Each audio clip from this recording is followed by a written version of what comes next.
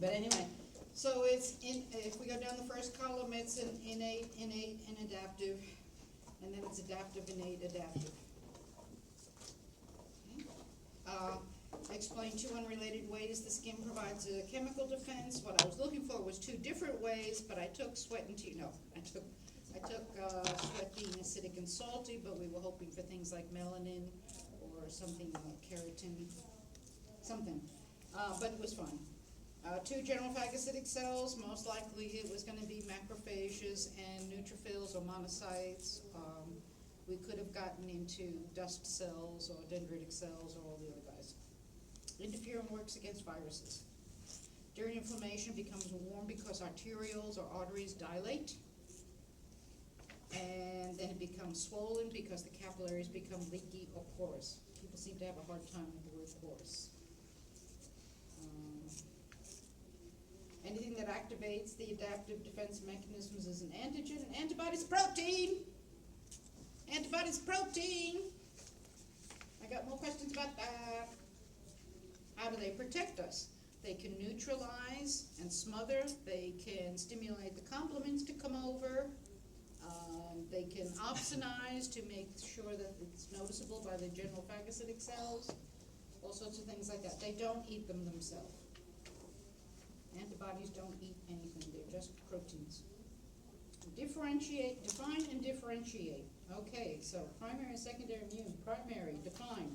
The first time you see an antigen, and secondary is the second time or subsequent times, and one is dependent upon the first confrontation, but the other one is memory cells.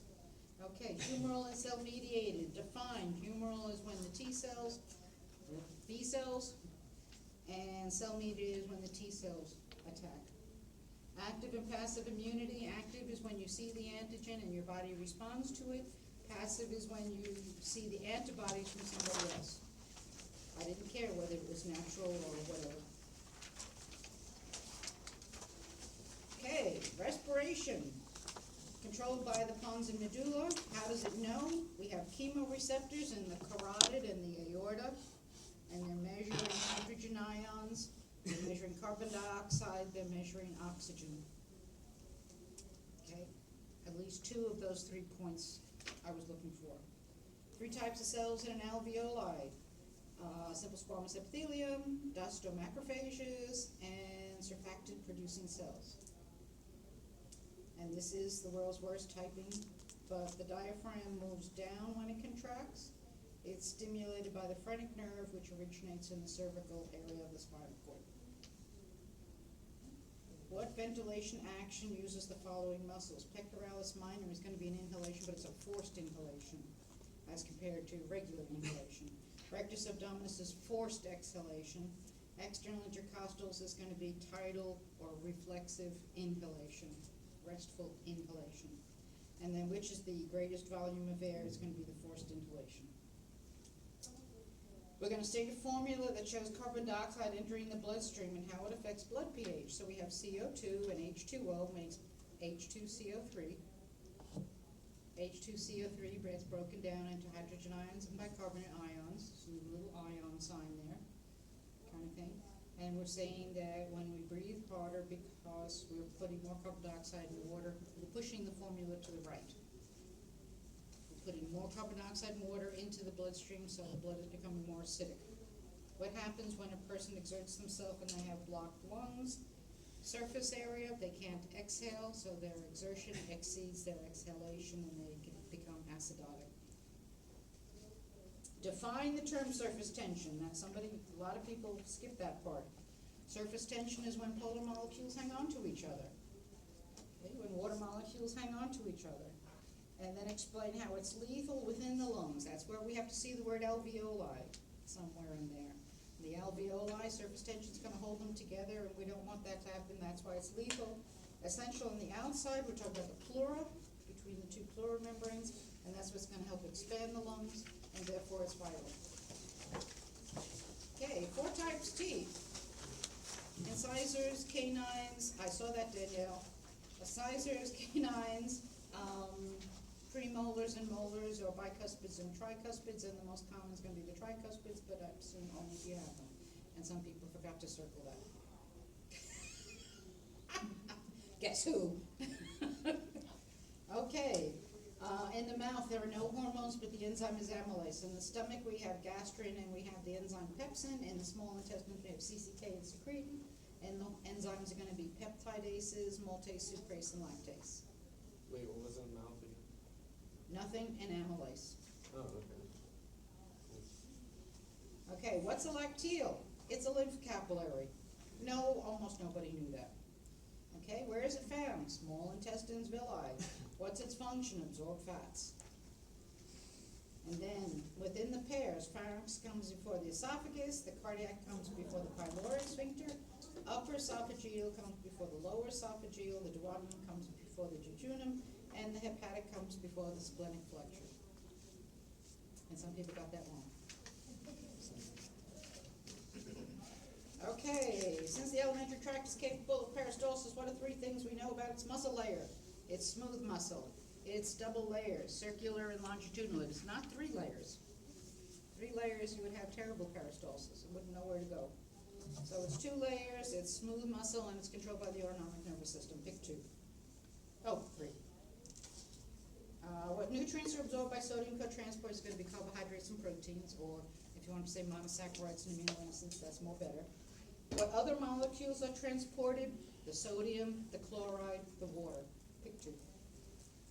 And what 3 things does a cell do with fats? Ugh. We can make steroid hormones, we can make myelin, we can make phospholipids for a cell membrane. I think people just didn't understand what I was asking for. I hope. Carbohydrates. I would have used energy for that one. We could have made the sugar in the DNA, RNA. We could make cell markers. And some people got really clever and talked about breast milk and lactose, or fructose and seminal fluid. And then proteins. For goodness sakes, pick 3 proteins. Wait. Okay, but No. I have protein synthesis, and you scratch that out. What has protein synthesis got to do with anything? A protein to break that down to amino acids, and use amino acids to build more proteins. No. You could have given me better than that. But you just said make 2 proteins. It's the same Yeah, well, thing. that's protein synthesis isn't a protein. Okay, so we could do hemoglobin, we could do clotting factors, we could do antibodies, we could do keratin, collagen, we could do actin, myosin, troponin, tropomyosin, and the list goes on from there. Okay? So, now, we're going to have class tonight, we're going to have class Wednesday night, we are not going to have class Monday night. Monday night can be an optional study night, I'll be here. So that means you're probably not going to have a baby. Well, maybe we will. But anyway, I think Shai was just talking to me, and he's talking about having your lab practical for everybody next Monday, because there won't be any lecture class ahead of time, so people can have that time to come in and take their exam. So if he gives the lab practical on Monday, I'm going to give the lecture on Wednesday night, same time, same station. Everybody okay with that? All right, so lab practical Monday night, and then class on Wednesday night. Lecture, exam on Wednesday. So, I think most of you can figure it out, but remember, we're going to take, first off, final exam. It's 25% from major exams. We now have 3 major exams. I will literally cut and paste questions from those 3 major exams. I may change what I ask. Instead of 3 or something, I may ask for 1 or 2. I may change the point value so that it makes up the 25% part, but it will be literally the same questions, but only from the major exams, not from the quizzes. Number 1. 75% is going to be on urinary, fluid and electrolyte balancing, and reproduction. So if you're squished for time and energy, you do this, you study the newest material first. But go back through your 3 previous exams. I'm just looking over to make sure we all know where we're at. how to calculate a final grade.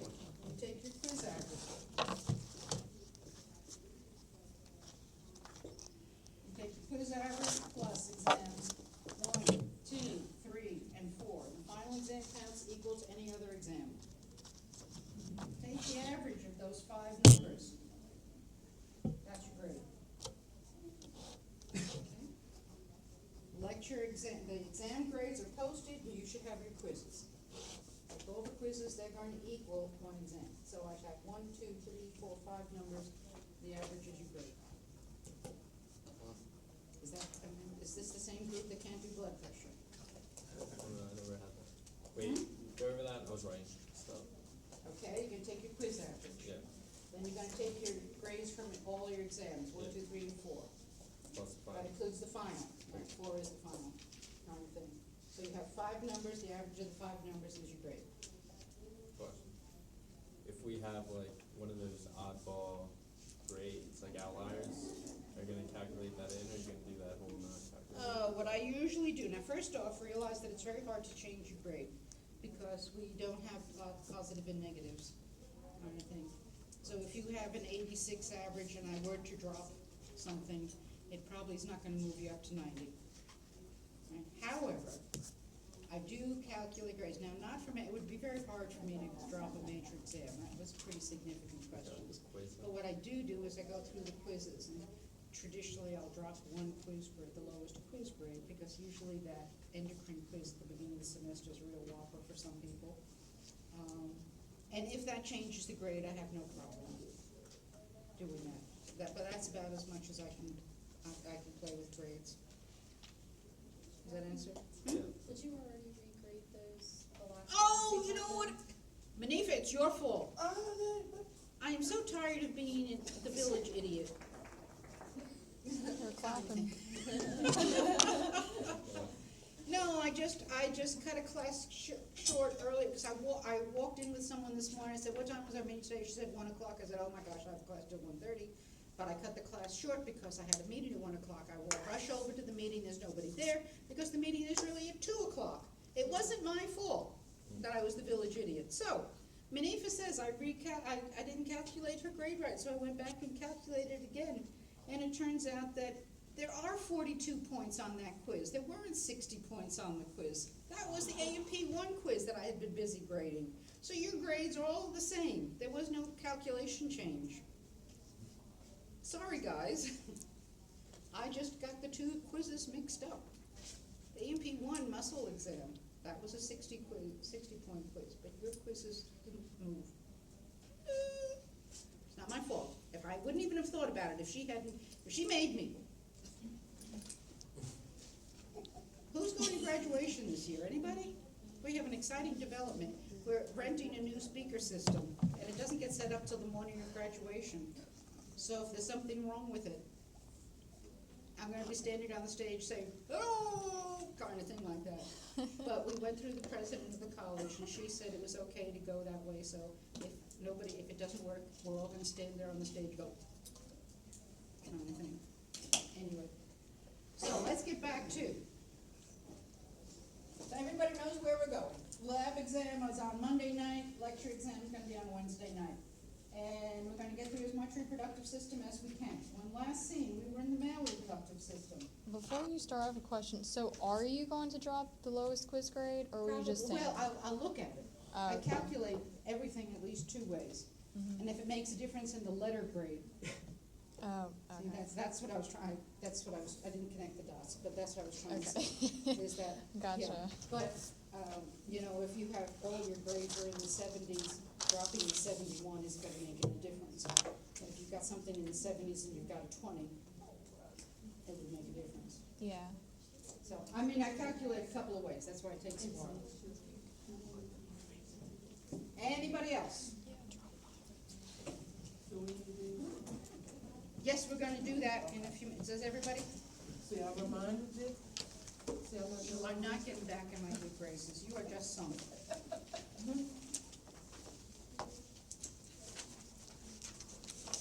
Okay, when last seen, we had descended the testes, we talked about cryptorchidism, but let's take a look at a slide of testes. Now, It was funny for Shai to walk into my office this evening as I was practicing drawing pictures of the male reproductive system. Kind of, I said, Shai, you want to come do this lecture tonight? And he said, no. Okay, remember, we've seen this slide before. We've seen a slide of testes, and remember what we saw was a bunch of seminiferous tubules. And the seminiferous tubules were where we saw developing sperm.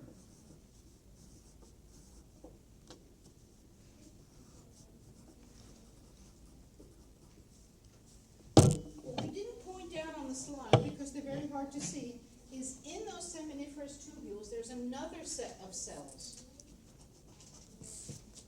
And that group of cells are just linear cells that wedge themselves between the developing sperm. And these are called sustentacular cells. That's one of the stupidest names I've heard. Okay? They used to be called nurse cells until somebody decided that sounded, I don't know what. Too easy. They were also called Sertoli cells. But now they're called sustentacular cells because their job is to sustain the growing sperm. Why do the sperm need special cells to feed them? It's because, remember, we have a blood-testes barrier. We have a blood-testes barrier, which means that nutrients can't move directly from the bloodstream into the developing sperm cells.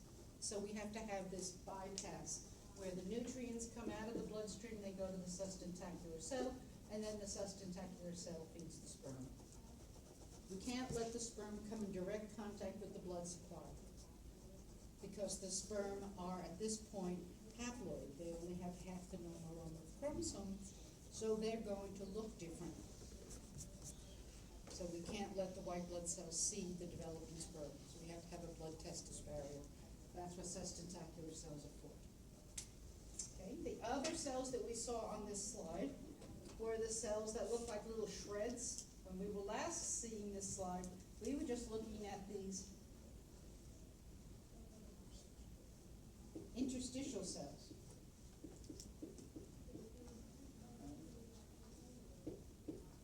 Interstitial cells, those were the endocrine tissues. So what hormone are they producing? I'm jumping out the window if we don't answer this one. Testosterone. Oh, good. They're producing testosterone. Uh-oh, here comes a hormone question. We've got the source, we've got the hormone. What causes the interstitial cells to produce testosterone? LH. And remember, we didn't differentiate, so it's gonna be FSH and LH. Okay. Testosterone's target, we simplified life and said goes to the male reproductive structures. Does three things. Number one, testosterone simply, what we saw, it shrinks the gubernaculum. It makes the embryo male. So the first thing it does is going to help develop the male reproductive structures. We need testosterone to develop sperm. And lastly, we need testosterone for the favorite, the secondary sex characteristics.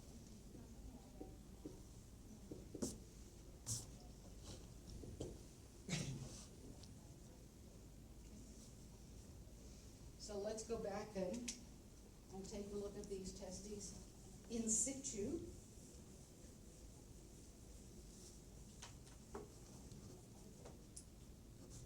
If we have our scrotal sac, we have our abdomen, we have our testes.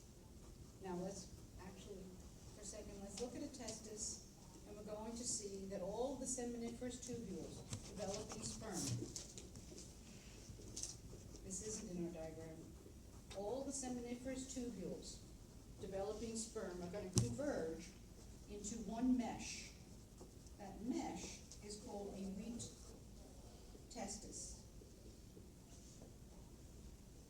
So all the seminiferous tubules come into a mesh. Rete means a mesh. Rete testis. This is an area of storage. This is an area of storage and maturation in the root testis. It's also an area where some of the fluid is reabsorbed, because if the seminal fluid is too dilute, we're going to have an infertility issue. So the root testis's job is a storage area. It's an area where sperm are going to sit and mature, but it's also going to be an area where we reabsorb fluid.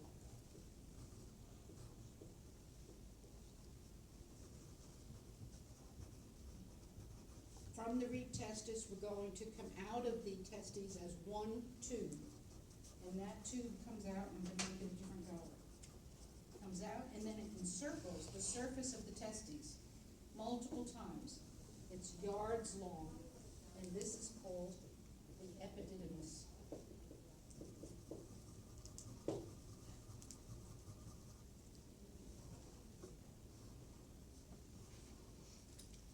Epididymis is supposed to be about 6 feet long of coiling.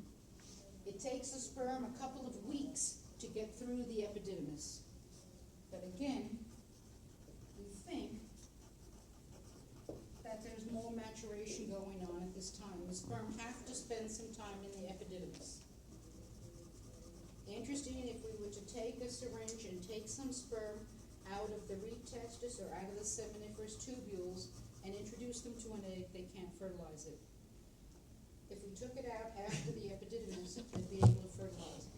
They look the same, but some sort of maturation is going on in the epididymis, so we say maturation. Okay? Now we're going to come from the epididymis, we're going to go back out through the abdominal wall. Okay? So we're going through the inguinal canal. We're going as part of the as part of the spermatic cord. So the inguinal canal is the opening in the abdominal wall. We're part of the spermatic cord. I think we talked about all of these things last time. The spermatic cord is all of the support surfaces that came out when the testes descended. So now we're going back in. Now we're going to go up and around the bladder.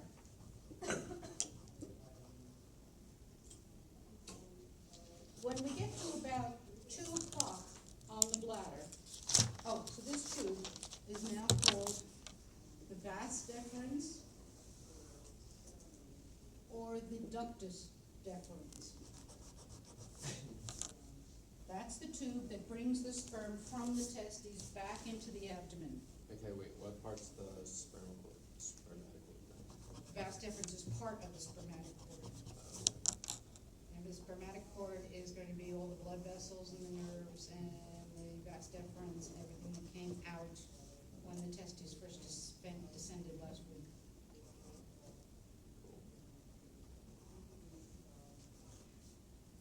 The books always use the term ductus deferens. I like the term vas deferens better because this is the structure that you're going to perform a vasectomy on.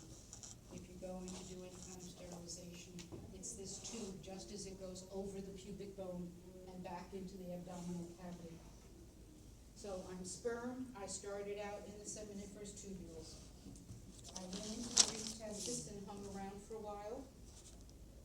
I sat through the epididymis.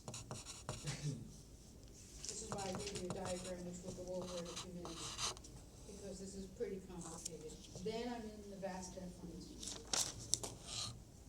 Now, as the vas deferens goes up and around the bladder, at about 2 o'clock on the bladder, there's another pair of glands. And be careful, these are called the seminal vesicles. This is not the seminiferous tubules, this is the seminal vesicles. And they're going to add about 60% of the seminal fluid to the flow of the sperm. Then, the same vas deferens is now going to be called the ejaculatory duct.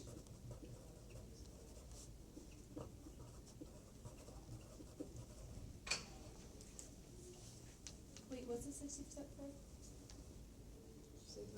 60%. 60% of the seminal fluid. These two glands produce a significant amount of the seminal fluid. Are you okay? So at this point now, we've gone from the vas deferens, we've added fluid from the seminal vesicles, so now we're the ejaculatory duct. We're the same tooth. We're just called different things at different places. The ejaculatory duct is going to come down, and here's the bladder. The bladder is going to be drained through a urethra. Well, the ejaculatory duct is going to meet up with the urethra. And together, they're going to be called the urethra.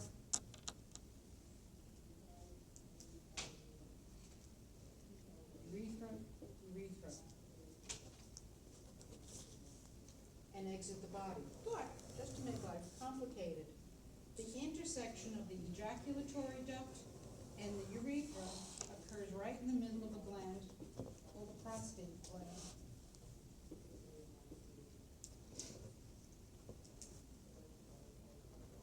The intersection between the ejaculatory duct and the urethra happens right in the middle of the prostate gland. Now, in a healthy prostate gland, we're going to add another 30% fluid to the sperm flow. But this is a bad design again. As males age, most males will have an enlarged prostate. It's just a natural aging process. But we can screw up two systems for the price of one. We can mess up urine delivery, we can mess up sperm delivery, all at the same time. Bad planning. As the urethra leaves the body, just before it leaves, I'm so glad I have colors. Just before it leaves, there's another set of glands. These glands are called the bulbourethral glands. They used to be called Cowper's glands. I was just talking to the former head of nursing. I'm saying, which words do we teach people? And she said, unfortunately, you're right. You have to teach them both, because depending upon the environment, they'll either have the old name Cowper's gland, or they'll have the new name bulbourethral gland. The bulbourethral, if we add up everything, he's going to add the last 10% seminal fluid. So the Bulbourethral is right at the base of the penis. Okay, we haven't left the body yet. The urethra, once it leaves the body, let's make it red again. The urethra, as it leaves the body, is going to be surrounded by columns of erectile tissue. We'll talk about the penis in a second. I think, let's do that. Erectile tissue is blood vessels. If we take a look at the structure of a penis, we've got the urethra. Because remember we said that in males the urethra has two functions: it delivers sperm, it delivers urine. We're going to surround it with columns of blood vessels that can vasodilate.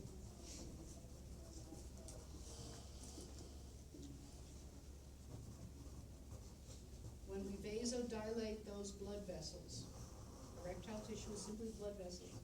When we vasodilate those blood vessels, we get the erection. At the very end of the penis, we're going to have an enlargement that we call the glans penis. And this is an area of super number of nerve endings. Remember, the whole idea is to stimulate sperm delivery. So we're going to have a very sensitive area called the glans penis. Now, on top of all of that, what we're going to do is we're going to cover the penis with a layer of skin. As it comes forward, this skin is called the prepuce or foreskin. Many of us know it because because this is the area that's going to be either pulled back or removed during a circumcision.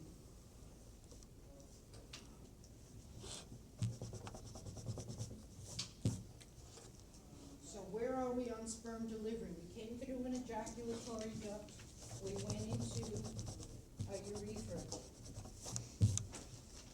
Ooh, ooh. I'm gonna tell every male in the room.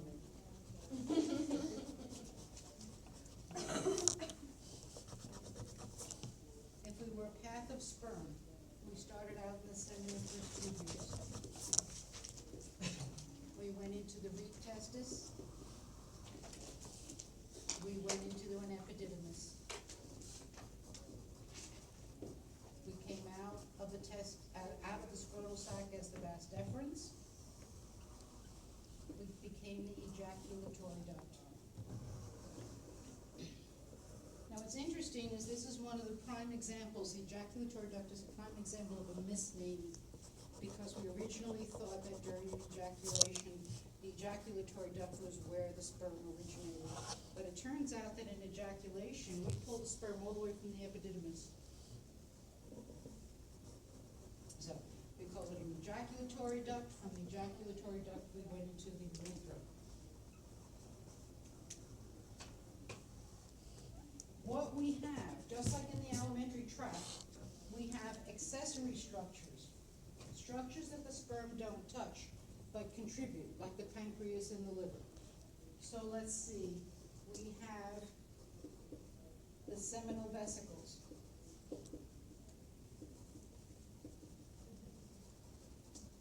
Are right at the point where the vas deferens becomes the ejaculatory duct. We have the prostate. Right when the ejaculatory duct becomes the urethra. And then we have the bulbourethros.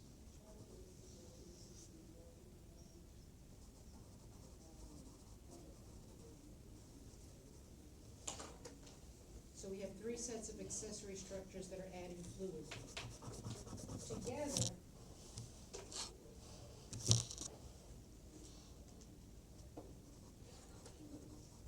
Together these guys are going to make up the seminal fluid. Now what's fascinating is that different textbooks have different glands contributing slightly different elements to the seminal fluid. So instead of saying that the seminal vesicles or the seminiferous tubules do this and the bulbourethros do that, we're going to put all of the fluid together. Obviously we're going to have sperm. The second thing we're going to have is fructose. Seminal fluid must have a significant amount of fructose because sperm don't have the ability to store nutrients. And if they've been sitting around for a couple of weeks, they certainly need to be fed. So we feed them, interestingly, on fructose. We have to have bicarbonates. Because when the sperm are sitting around and they're metabolizing and producing an acid waste product, and sperm don't do well in an acid, so we have to have bicarbonates to neutralize. Interestingly, what we need is, unfortunately, this is what they're called, but these are not the clotting proteins that were made by the liver. These have nothing to do with blood clotting. What happens when seminal fluid enters the female tract, we want it to become gelatinous. We want it to become viscous so that it adheres to the lining of the female tract. So these clotting proteins simply make the fluid viscous. Okay? That lasts for about 20 minutes. And then what we have to do is we have to have some clotting dissolving proteins. Because we don't want to trap the sperm in this gel. We want them to swim freely further up the female tract. So it's interesting that if we leave seminal fluid for a while, it gels. And then if we wait for a little bit longer, 20 minutes or so, the gel dissolves and the sperm will free to move further. One thing that only the bulbourethral glands produce, only these guys here, is they're going to produce an alkaline mucus.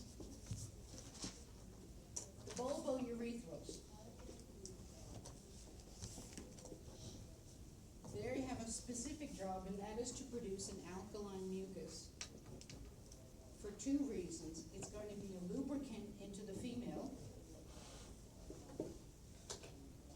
but it's alkaline to destroy any remnants of acidic urine. Remember, if we're sharing the urethra with urine, we have to make sure that we've cleaned it out before the sperm comes through.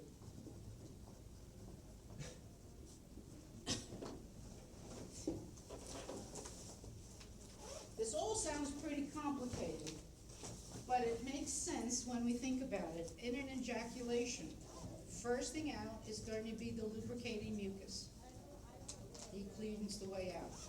Secondly, we're going to have all of the fluid that has the nutrients, that has the clotting proteins, etc., preparing the way so that the last guys, just like the guys getting off the bus again, the last things that come through in an ejaculation is going to be the sperm. But the area has been conditioned, food and the table is set, everything is ready for the sperm to come through. So if we look at this, it makes sense when we work our way backwards.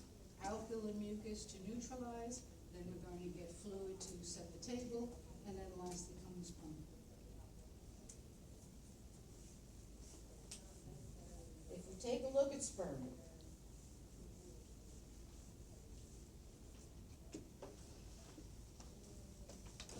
we have a head, we have a body, and we have a tail.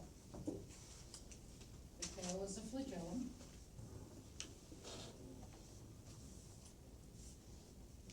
The body has some nutrients stored. Well, not really stored, but this is where it processes the fructose, etc. The head has the chromosomes. How many chromosomes are you gonna have? Gotta have 23.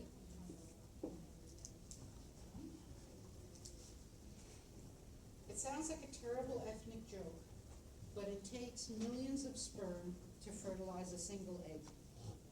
So in reality, the most important part of a sperm is this protein shield called an acrosome.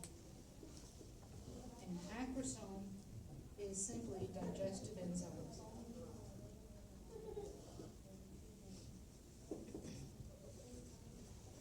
If we're producing, let's just make the number simple, if we're producing 1 million sperm, and only one is gonna get in to fertilize, all the other sperm are using their acrosome shield to digest their way through the female fluids to fertilize the egg. So for 99.9% of the sperm, the acrosome is the most important thing. The job of most sperm is simply to dissolve the path for the one sperm that's going to fertilize. So, now, to be fertile, to look at seminal fluid. Again, these numbers vary a little bit. We have to look at the volume of fluid produced.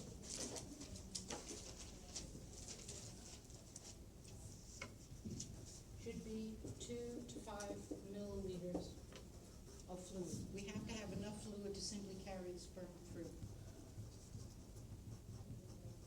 There has to be 1.5 million sperm per milliliter.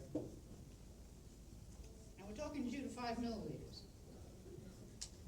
That's a lot of sperm. But that's how much we need to simply digest its way through the female tract.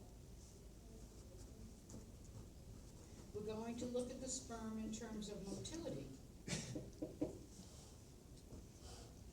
And what we do is we simply put a drop of sperm on one side of the slide, and we monitor how long it takes them to get to the other side of the slide. And it's interesting that the motility only has to be about 30% within a certain amount of time, which I thought was a pretty low number. But we have to make sure that they're mobile. We have to look at their morphology. We know that certain drugs affect the morphology of sperm. It has to be one head, one body, and one tail.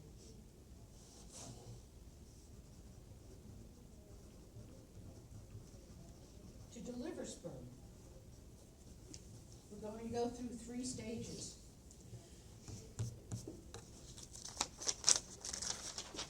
Erection is going to be that we dilate erect tissue. It's a vasodilation. Viagra, for example, is a vasodilator, which is one of the reasons why they talk about in the ads, if you have blood pressure issues, watch the use of any of these erectile dysfunction medications.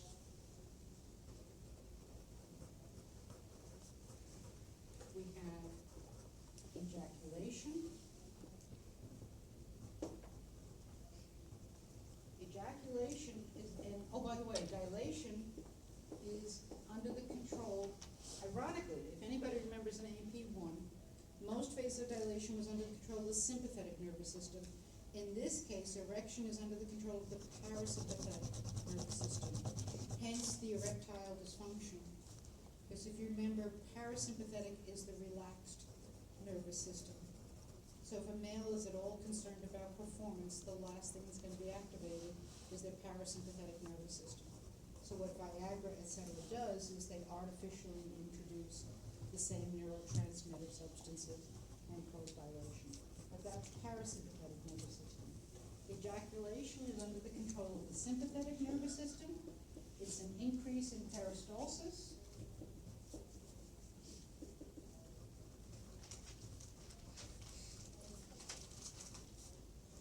And then emission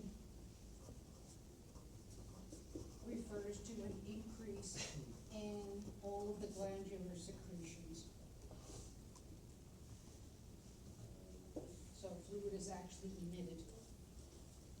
To deliver sperm, we have to go through all three stages.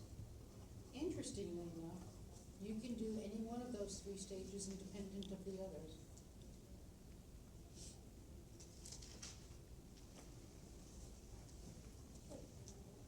So we're delivering sperm. See where we go. Oh. Do we all have this? I need one. I hope I remember this. Yes.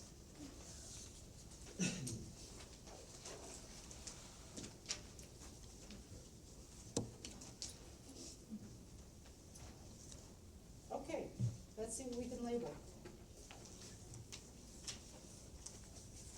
Anybody else? Thank you. You guys go first.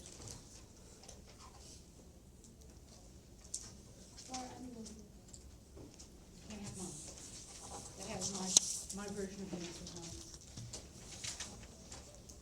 I'll take it. Nah, you probably don't want it. Cause I have to tell you, I don't know the difference between, if I start on the lower left, there's a sort of a vertical line and there's a horizontal line. I'm not sure I know the difference. I think the vertical vertical? line's just like the leg. That's supposed to be like their leg. Because if you compare it to like the female, I think it's just.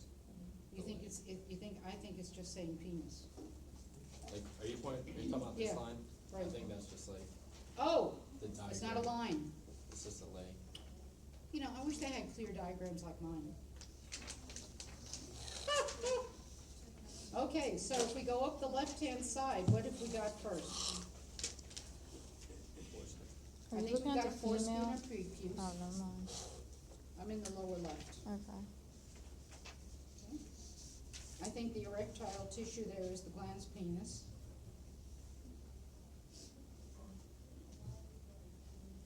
What's the white tube coming up?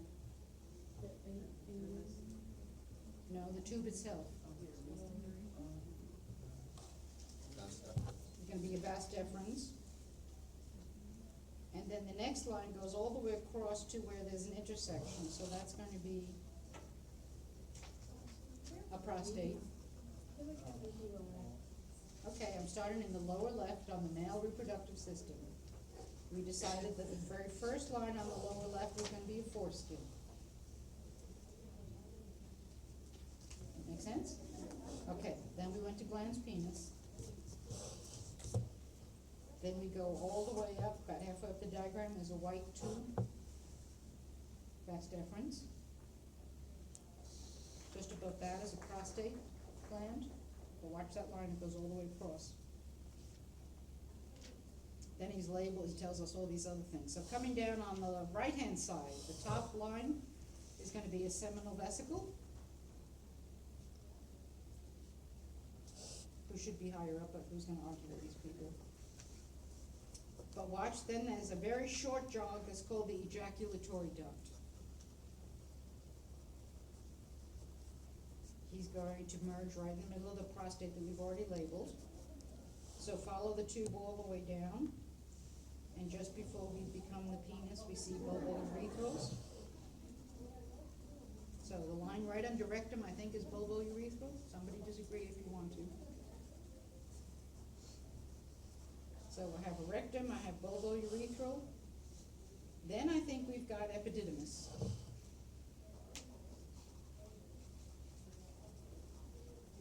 Think so? Okay. Yeah. Okay, then I think we're just gonna call that testes. And the last one is gonna be a scrotal sac.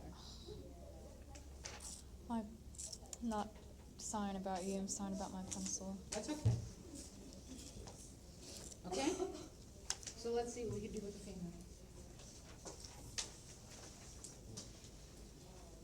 First thing we have to worry about with the female reproductive system is we have to differentiate between spermatogenesis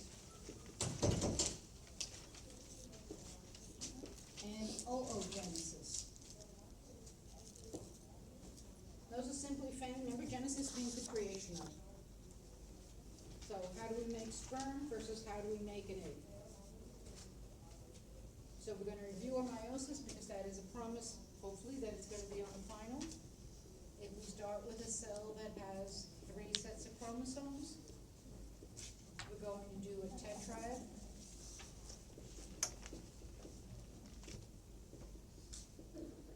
Stage, and then we're going to start to split.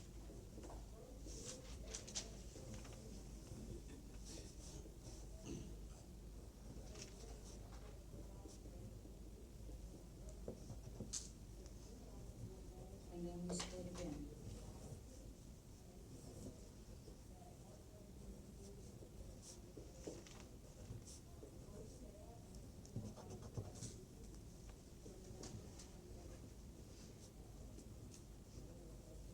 Started with 3 pairs of chromosomes.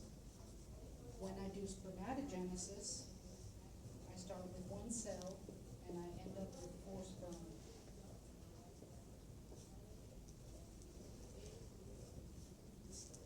Okay. In males, once they hit puberty, the process of spermatogenesis is continuous. So we're always producing fairly fresh sperm. The process does slow down as males age. So when we all talk about the problem with developing trisomy like Downs has to do with the woman's eggs age, there is also a significant factor that has to do with the male sperm age. Now, in oogenesis, we have a little bit of a different story. Oops. We're going to tetrad.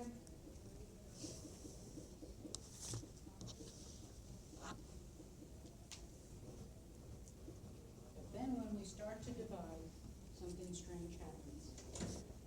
When we divide, 1 egg, I mean 1 cell, looks pretty normal, but the other cell is a non-functional cell that we call a polar body.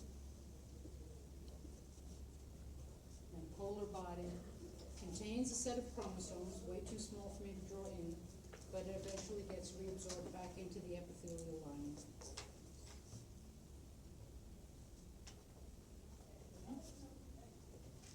In the second division, the same thing happens. We're going to divide 1 cell, but the other cell becomes an insignificant polar body.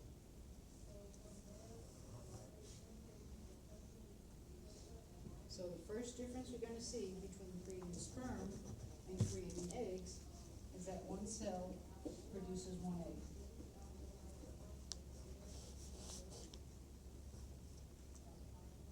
The second thing that we're going to see